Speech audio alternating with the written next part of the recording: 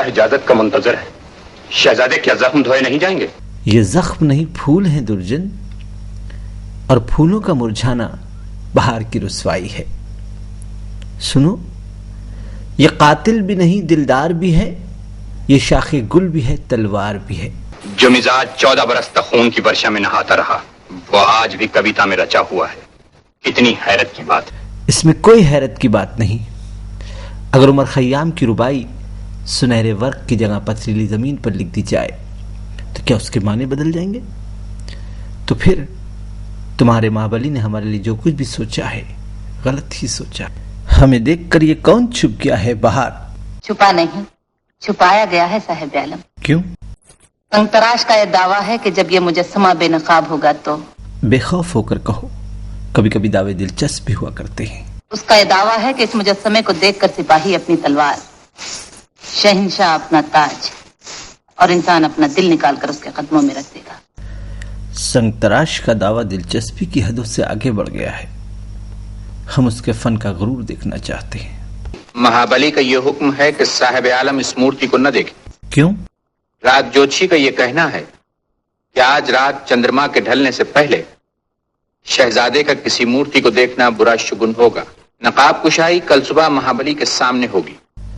سنگ تراش کا دعویٰ راج جوتشی کا شگن اور اس مجسمے پر پڑی ہوئی نقاب. ہم صبح کا انتظار کیسے کریں گے درجن؟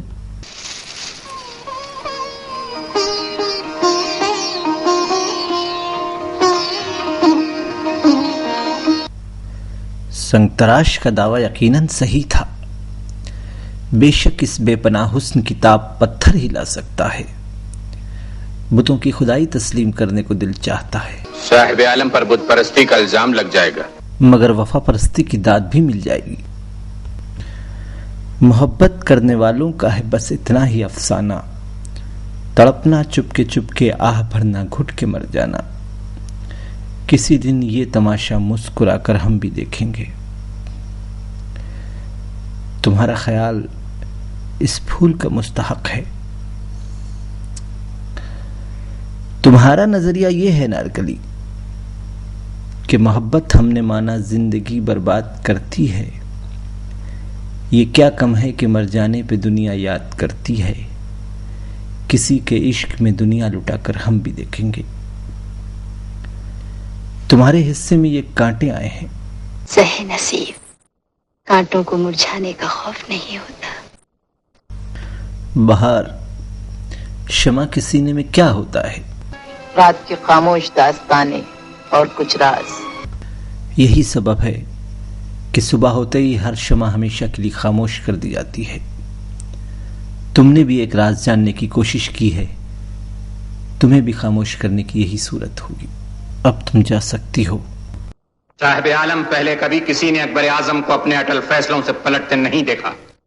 انارکلی کی آزادی شہنشاہ کی شکست ہے. یہ شکست نہیں، ثبوت ہے اس بات کا درجن کہ ایک شہنشاہ کے سینے میں ایک دردمند انسان کا دل بھی ہے.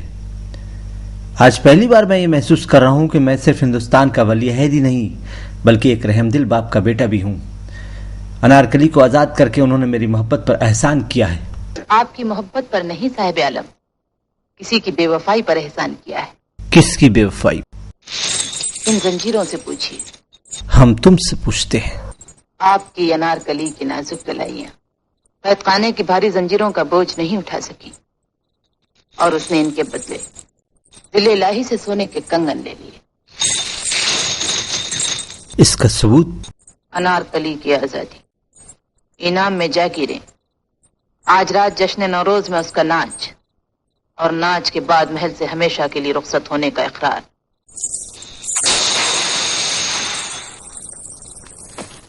صاحب عالم تشریف لا رہے ہیں.